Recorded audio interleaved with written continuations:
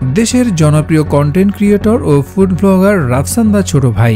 খাবার নিয়ে প্রচারিত তার ভিডিও বেশ প্রচার পায়, তার অনুসারীর সংখ্যাও অনেক। কিছুদিন আগে তার নিজের আয় থেকে বাবা মাকে একটি দামি গাড়ি উপহার দিলে তা নিয়ে সামাজিক যোগাযোগ মাধ্যমে বেশ আলোচনা হয়। এই নিয়ে আলোচনা সমালোচনার মধ্যে কুমিল্লায় ড্রিঙ্ক ব্লু বেভারেজের কারখানায় অভিযান চালিয়ে বিএসটিআই এর 30,000 টাকা জরিমানা করার খবর ভাইরাল হয়। গত এপ্রিলে ওই জরিমানা করা হলেও এ খবর মে মাসে সামাজিক যোগাযোগ মাধ্যমে ছড়িয়ে পড়ে।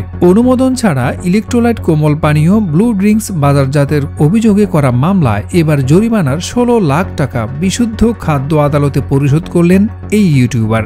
একই সঙ্গে আগামী 7 দিনের মধ্যে অনুমোদন ছাড়া ব্লু ড্রিঙ্কস বাজার থেকে তুলে নেবেন তিনি। সঙ্গে সঙ্গে অনুমোদন ছাড়া এ ধরনের ব্যবসা আর করবেন না বলেও 300 টাকার স্ট্যাম্পে অঙ্গীকার করেছেন রাফসান দা ছোট ভাই।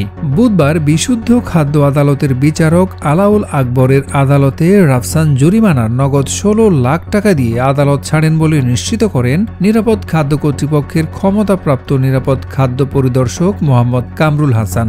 অনুমোদন ছাড়া ব্লু নামের ইলেকট্রোলাইট ড্রিঙ্ক বাজারজাত করায় ঢাকা দক্ষিণ সিটি কর্পোরেশনের বিশুদ্ধ খাদ্য আদালত গত 4 June online content creator Iftekhar রাফসানের বিরুদ্ধে গ্রেপ্তারি পরোয়ানা জারি করে। অনুমোদনহীন লেমন লিচ রিচি ব্লু ইলেকট্রোলাইট ড্রিঙ্ক বাজারজাত করায় কর্পোরেশনের নিরাপদ খাদ্য পরিদর্শক ও প্রসিকিউটিং অফিসার কামরুল হাসানের মামলা দায়েরের পর বিশুদ্ধ খাদ্য আদালতের বিশেষ মহানগর হাকিম আলাউল আকবর ওই গ্রেপ্তারি পরোয়ানা জারি করেন। মামলায় বলা হয়, কোনো খাদ্যপণ্য উৎপাদন, বাজারজাত, বিক্রি করতে গেলে বাংলাদেশের জাতীয় মান সংস্থা বিএসটিআই এবং ঔষধ হলে ঔষধ প্রশাসন অধিদপ্তরের অনুমোদন নিতে হয়।